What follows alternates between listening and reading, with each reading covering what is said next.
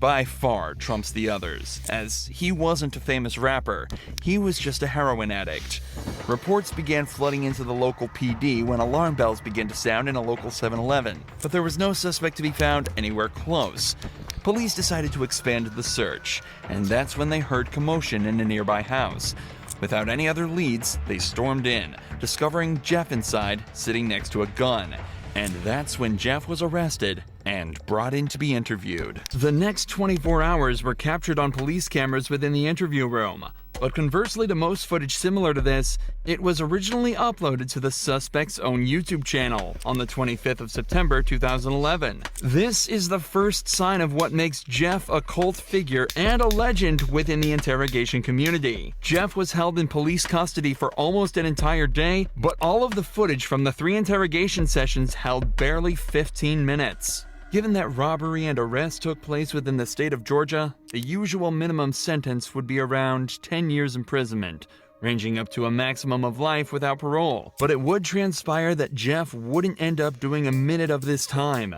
And instead of serving multiple decades behind bars, he spent a day being served drinks and candy while delivering a masterclass in what to do while in police custody. The following footage shows us in stunning detail what methods the cops will try on you, and how to dodge them like an absolute pro. The footage starts with Jeff handcuffed in a small, windowless room dressed in prison scrubs. It's clear he's already been processed and spent some time in a cell, likely while the cops spent some time gathering the evidence and prepared to question him. Am I under arrest? For now.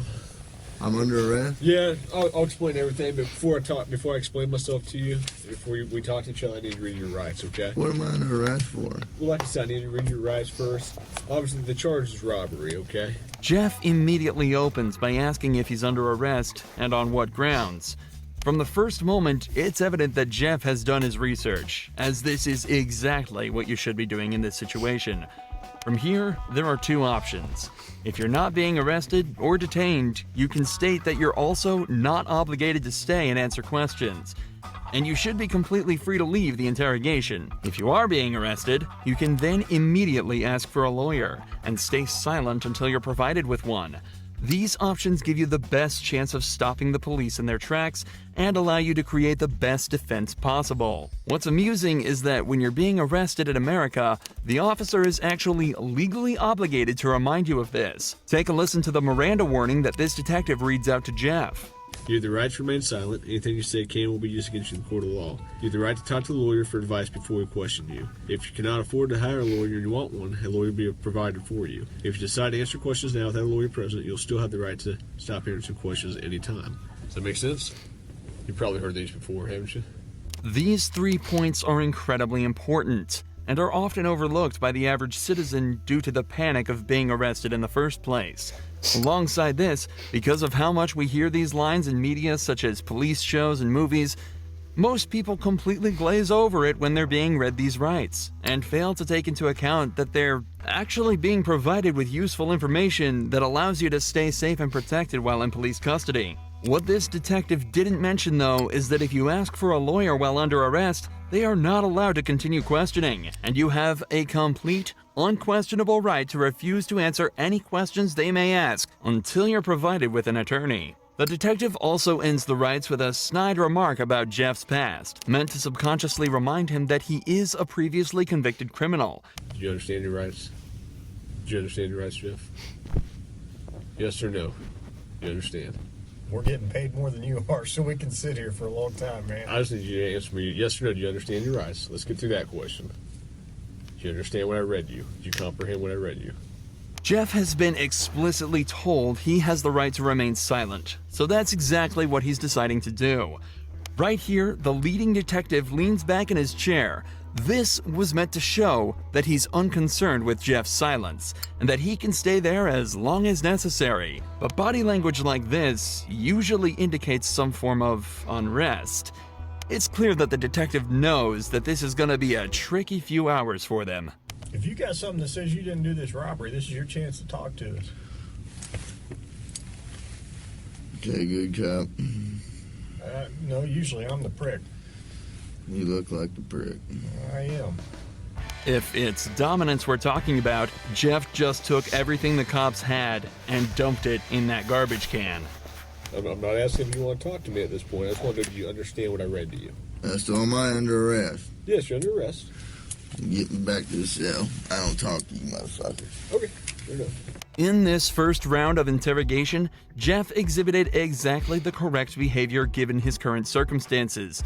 He knows the cops have nothing on him. They wouldn't be there talking to him in the first place if they did, so he stays silent. And so it's off back to his cell he goes. But 2 hours later, he's brought back to the same room for round 2. You want a Coke? Yeah. You gonna be able to pop it open, or you need me to? I need methadone. You need methadone? Yeah, you guys can get me that methadone or what? I don't have any. Do you have medication for it, or a prescription for it? Or? No. What do you need methadone for? Because I'm a fucking junkie and you guys, I can't get no methadone. I'm going to go through withdrawal here in a minute. A can of soda is all Jeff requested before he returned to the interrogation room, but he immediately mentions the withdrawals that he's likely already starting to feel. However, methadone, the drug Jeff asked for at the start of this conversation, can be used to significantly reduce the effects of the withdrawal. It can even reduce the cravings he's also probably been experiencing for the entire time he's been in police custody. How long you been using heroin? Long time, buddy. 10 years? 15 years? I hardly been alive that long. What are you trying to talk to me about here? Talk to you about what happened last night. Look, here's the deal. Either you're in a bad set of circumstances, or you went and committed an armed robbery last night. Yeah, All right? I'm in a shitty, wrong place at the wrong time, obviously. I didn't commit no fucking armed robbery. All right, then let's talk about this. Let's I not don't have keep nothing. up I the don't act. talk to the police, man. Jeff is clearly through with the personal talk and wants to get back to the matter at hand. In his eyes, he's been arrested for something he didn't do and wants to get out of there as quickly as possible. Okay. I've been through the system, buddy. I know how I know it you works. have. I know you have, You're Jeff. not my friend. I'm not your friend. You're trying to fucking get me. Or you're No, trying I'm not trying to get all you. you're trying to get is some fucking stupid ass fucking confession, and you're not gonna get one. Jeff, I'm not going to get a confession out of you for nothing. Exactly, because I And didn't I'm do not trying nothing. to get a confession out of you. Okay, I'm gonna tell you, I didn't commit no armed robbery, and y'all ain't got no fucking evidence saying I did. Let me go. All you did is find me sitting in my buddy's house because my fucking buddy's dog's going ape shit. I go outside, there are cops everywhere, and they spotlight me. They say, "Come here." I say, "What's up?" They search me. They ain't find Hang on. nothing. What's Let up? me read this. No. Yes. Because I'm not gonna sign it. You don't have to sign it, but let me read it for you. Okay? I'm not signing nothing. You don't have to sign it.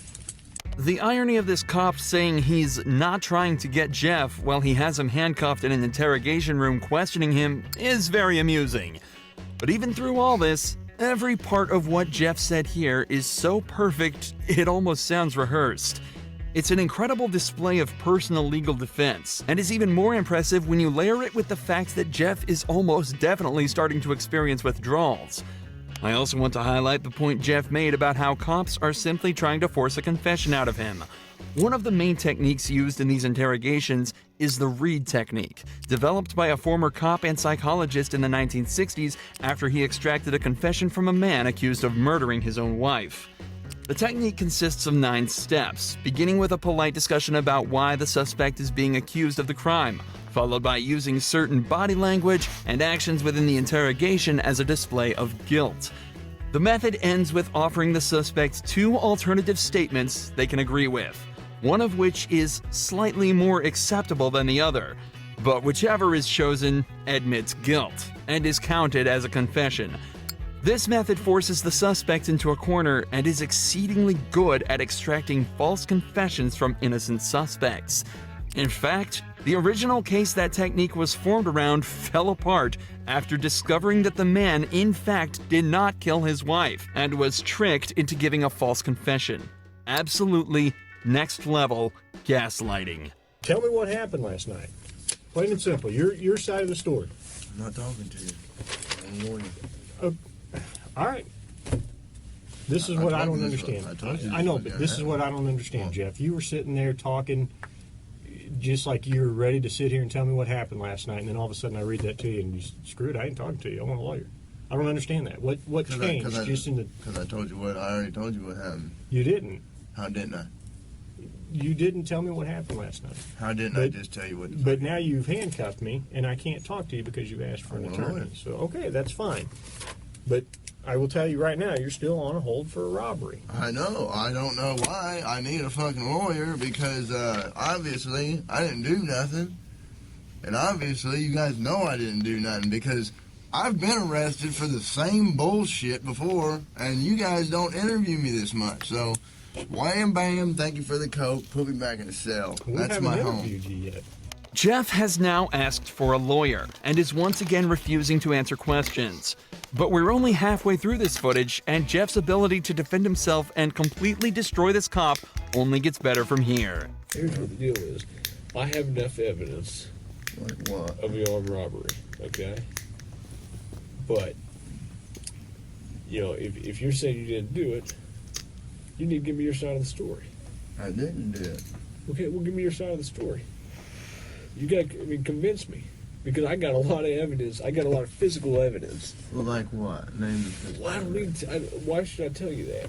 This is where the detective starts to become desperate. He knows he's running out of time, and so has completely abandoned any elaborate techniques or methods to try and get information out of him. He's now instead moved on to essentially just threatening him with false claims of evidence that he can easily use to convict Jeff. If all of this was true, he'd likely be trying to use it to intimidate Jeff into panicking and giving up more information. But instead, he uses a flimsy rhetoric, claiming that because Jeff hasn't helped him, he won't help Jeff. There's only a couple pieces of evidence I'm missing. Name them. What's that? Name them. Well, why do I need to do that? You haven't helped me out at all. You give me a little bit, I give you a little bit. We go back and forth. I give you one of my pieces of evidence, now give me a little something. All right? What time do you get over to Aaron's house? No, anything I say here can and will be used against me. Sure, but anything you say here, I can also tell your parole officer that you helped me out. That doesn't mean dick. Now the detective is desperately trying to bargain with Jeff. If he helps the cops out, they'll put in a good word with his parole officer. But Jeff immediately realizes that means absolutely nothing. What does a gold star mean if you're stuck in prison for 20 years? This further enforces the idea that cops have absolutely nothing to convict Jeff with, and also shows that they know they're running out of time. Jeff has asked for a lawyer, yet they're still sitting there questioning him, as if that's not a blatant violation of the rights that they have read to Jeff on 3 separate occasions. They know that if they don't get anything out of him soon, their time will run out, and Jeff is watching the clock closely. For the next 4 minutes of the interrogation, Jeff continues to deny and combat anything the police say to him. They bring up the gun that he was found with, continue to try and strike a deal, and even try to scare him by taunting him with what being back in prison would be like, and without any of the drugs he's grown a dependency to. But throughout all of this, Jeff stays totally stone-faced. He knows he's almost won. I'm done, man. Fuck this. I'm not even answering. All this shit that I just said is gonna be fucking written in the discovery now, right? What? You haven't said nothing.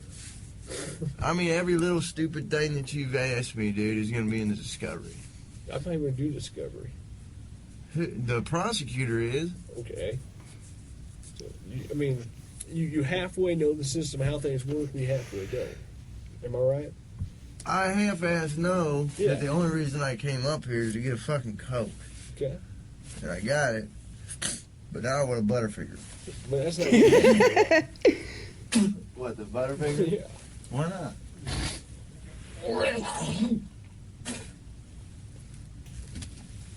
I need to go to the hospital. I'm coughing up blood. Okay.